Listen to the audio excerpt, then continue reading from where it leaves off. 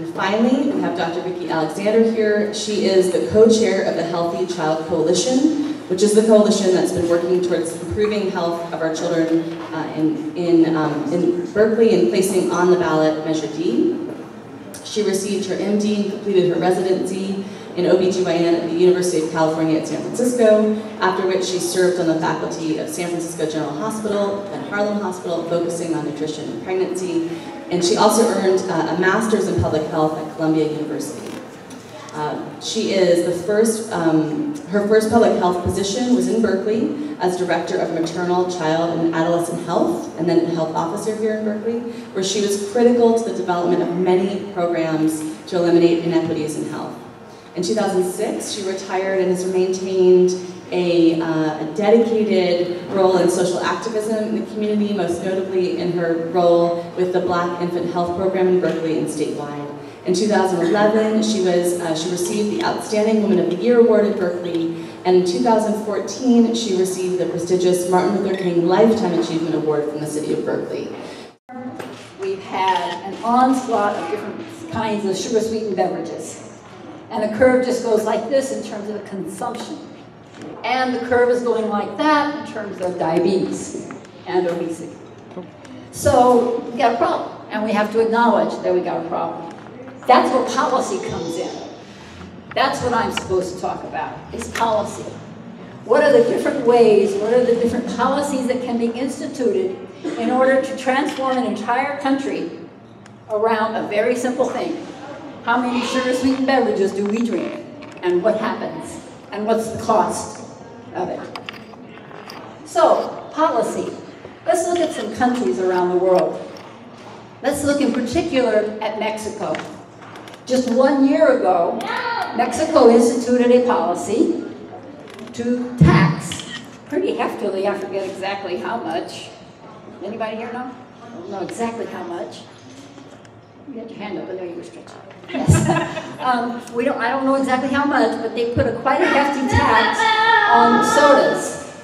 They have already seen, within 6 months of that tax going into effect, a 10% decrease in the consumption of sugar-sweetened beverages.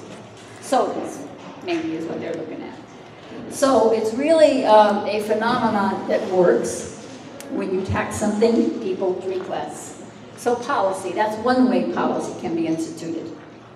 Policies can also be instituted about, like the cigarettes. Y'all know what we've been doing with cigarettes for the last 30 years. Now it's taking a long time with that policy. Yes, there's been taxes in some states on cigarettes. Taxes are working, slowing down the consumption. But there's also been those ads on TV. That lady with the smoke coming out here. All kinds of ads showing what cigarettes will do to you. Cancer, heart problems, etc. So that kind of policy, to focus on education, in addition to taxing, is another way for policy to happen. Now, what does it take to make a policy? It takes people. It takes people like us. It takes us putting together our thoughts on how to conceptualize doing it. And we have spent a tremendous amount of time, we being the Healthy Child Coalition, have spent a tremendous amount of time determining what kind of tax on the distributor, not on individuals. What kind of things are we going to tax, specifically why? Not milk, not medicinals. These are important things. We don't want to stop people from taking good things that have a lot of protein in them. And we spent a lot of time in terms of making sure that we had a panel of experts that would be advising council, even though our entire council supports the measure.